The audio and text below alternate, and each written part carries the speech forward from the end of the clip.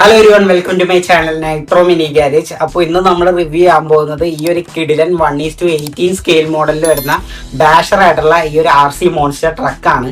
എൻ്റെ RC കളക്ഷൻസിൽ ഞാൻ ഏറ്റവും ആദ്യമായിട്ട് വാങ്ങിച്ച RC കാറാണ് ഈ ഒരു മോഡൽ. ഇത് ശരിക്കും ഡാഷർ എന്ന് പറയുന്ന ഇതിൽ വരുന്നതാണ്. അതായത് നിങ്ങൾക്ക് അത്യാവശ്യം നല്ല രീതിക്ക് പൊളിച്ച് ഡ്രിഫ്റ്റ് ഒക്കെ ചെയ്ത് തകർത്ത് ഓടിക്കണമെന്നുണ്ടെങ്കിൽ അതിനെടുക്കാൻ പറ്റിയ നല്ല ബെസ്റ്റ് ഐറ്റം തന്നെയാണിത്. ഇത് പെട്ടെന്നൊന്നും ഡാമേജ് വരികയോ കംപ്ലൈന്റ് വരികയോ ഒന്നുമില്ല. ഇൻ കേസ് ഇപ്പൊ നമുക്ക് ഡാമേജ് എന്തെങ്കിലും വന്നിട്ടുണ്ടെങ്കിൽ നമുക്ക് തന്നെ റെഡിയാക്കി എടുക്കാവുന്നതേ ഉള്ളൂ. ഇതിന്റെ ബോഡി വരുന്നത് പ്ലാസ്റ്റിക് ആയിട്ടുള്ള ബോഡിയാണ്. അതായത് PVC ടൈപ്പ് ഓഫ് ഒരു പ്ലാസ്റ്റിക് സംഭവം.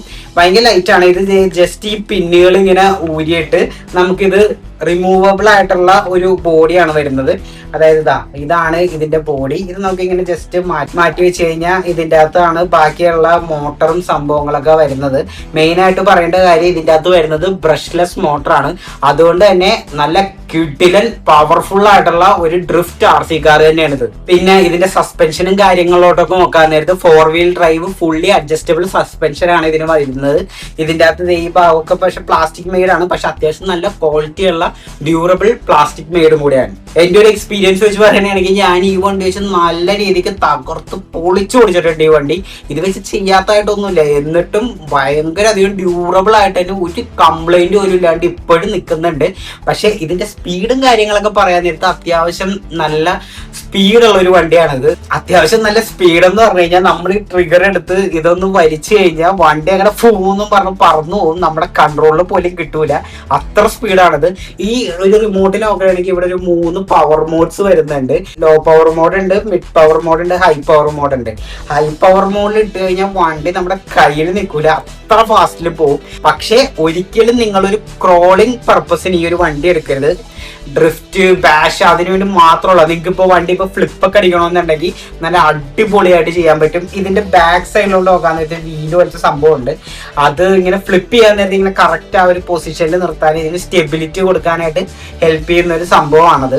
പിന്നെ ഇതിന്റെ ഈ ഫ്രണ്ട് സൈഡിലോട്ട് വരാൻ നേരത്ത് ഇവിടെ ഒരു ചെറിയൊരു LED ലൈറ്റ്സ് വരുന്നുണ്ട്. നമുക്കിപ്പോൾ ഇരുട്ടത്ത് വണ്ടി ഓടിക്കണമെന്നുണ്ടെങ്കിൽ ഉള്ള ഹെഡ് ലൈറ്റിന്റെ പോലത്തെ ഒരു സംഭവം. പിന്നെ ഇതിന്റെ വീൽസും കാര്യങ്ങളോട്ട് നോക്കാൻ നേരത്ത് നല്ല അത്യാവശ്യം ക്വാളിറ്റി ഉള്ള വീലാണ്. ഇതുവരെ അങ്ങനെ തീർന്നു പോയി തേഞ്ഞു പോയി അങ്ങനെയൊന്നും പറ്റിയുള്ള അത്യാവശ്യം നല്ല ക്വാളിറ്റി ഉണ്ട്.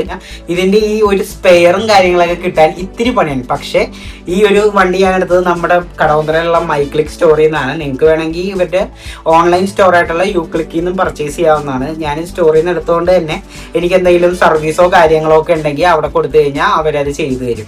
അപ്പോൾ നിങ്ങൾക്ക് ഇതേപോലത്തെ RC car, monster truck car, പിന്നെ ക്രോളേഴ്സ് ഒക്കെ എടുക്കണമെങ്കിൽ നിങ്ങൾക്ക് മൈക്ലിക് സ്റ്റോറിൽ ഒന്ന് ജസ്റ്റ് വിസിറ്റ് ചെയ്യാവുന്നതാണ്. പിന്നെ ഇത് ചാർജ് ചെയ്യാൻ കുത്തിട്ട് കഴിഞ്ഞാൽ ഒരു 3-4 മണിക്കൂർ കൊണ്ട് ഇത് ഫുൾ ചാർജ് ആവും. എന്നിട്ട് നമുക്കൊരു 20 മിനിറ്റ്, ഒരു 25 മിനിറ്റ് ഒക്കെ എന്തായാലും പ്ലേ ടൈം കിട്ടും. പിന്നെ ഈ വണ്ടി ഒരു 100 മീറ്റർ ഒക്കെ വരെ നമുക്ക് ഇതിന്റെ റേഞ്ച് കിട്ടും. പിന്നെ ഈ വണ്ടി എൻറ്റയർലി ഒരു വാട്ടർ റെസിസ്റ്റന്റ് വണ്ടി അല്ല. കാരണം എന്താന്ന് വെച്ച് കഴിഞ്ഞാൽ ഇതിന്റെ മോട്ടറിന്റെ ഉള്ളിൽ വെള്ളമോ കാര്യങ്ങളോ കയറി കഴിഞ്ഞാൽ തീർച്ചയായിട്ടും പണി കിട്ടാനുള്ള ചാൻസ് വളരെയധികം കൂടുതലാണ്. അപ്പൊ അതൊന്ന് മൈൻഡിൽ വെച്ചേക്കുക. എടുക്കുകയാണെങ്കിൽ നിങ്ങൾക്ക് ഇപ്പൊ ഈ വണ്ടി കൊണ്ട് ഗ്രാസി ആയിട്ടുള്ള സ്ഥലത്ത്, ഡേർട്ട് ആയിട്ടുള്ള സ്ഥലത്ത്, അല്ലെങ്കിൽ അത്യാവശ്യം നല്ല കോൺക്രീറ്റ് ആയിട്ടുള്ള സ്ഥലത്ത്, ഗ്രാവൽ സ്ഥലത്തൊക്കെ ഓടിച്ചു കഴിഞ്ഞാൽ തകർത്ത് ഇതിന്റെ പരിപ്പിളക്കാം. പിന്നെ നിങ്ങളിപ്പോ ഒരു ലോങ് ടൈം യൂസിന് അത്യാവശ്യം നല്ല ഡ്യൂറബിൾ ആയിട്ടുള്ള, അത്യാവശ്യം നല്ല ബിൽഡ് ക്വാളിറ്റി ആയിട്ടുള്ള ഒരു RC മോൺസ്റ്റർ ട്രക്ക് നോക്കുന്ന ഒരാളാണെങ്കിൽ തീർച്ചയായിട്ടും കൺസിഡർ ചെയ്യാൻ പറ്റിയ ഒരു മുതൽ തന്നെയാണ് ഇത്. പിന്നെ ഓഫ് കോഴ്സ് നിങ്ങളൊരു എൻട്രി ലെവലായിട്ടുള്ള ഒരു കിഡിലൻ ഡാഷർ RC മോൺസ്റ്റർ ട്രക്കാണ് നോക്കണമെങ്കിൽ ഒന്നും നോക്കാനില്ല, ധൈര്യമായിട്ട് എടുക്കാൻ പറ്റിയൊരു മുതലാണിത്. അപ്പൊ അതൊക്കെയാണ് ഈ ഒരു RC മോൺസ്റ്റർ ട്രക്ക് ഉപയോഗിച്ചതിനെ പറ്റിയുള്ള എന്റെ ഒരു അഭിപ്രായം. അപ്പോൾ നിങ്ങൾക്ക് ഇന്നത്തെ എന്റെ വീഡിയോ ഇഷ്ടപ്പെട്ടു എന്ന് കരുതുന്നു. ഇഷ്ടപ്പെട്ടെങ്കിൽ തീർച്ചയായിട്ടും ലൈക്ക് ചെയ്യുക, ഷെയർ ചെയ്യുക, സബ്സ്ക്രൈബ് ചെയ്യുക. ഇനിയും ഈ വണ്ടിനെ പറ്റി കൂടുതലായിട്ട് അറിയണമെന്ന് ആഗ്രഹം ഉണ്ടെങ്കിൽ നിങ്ങൾ തീർച്ചയായിട്ടും കമന്റ് ബോക്സിൽ പറയുക. അപ്പൊ അടുത്തൊരു വീഡിയോ ഞാൻ വരുന്നതായിരിക്കും. അടുത്ത വീഡിയോയിൽ കാണുന്നവരേക്കും ബൈ.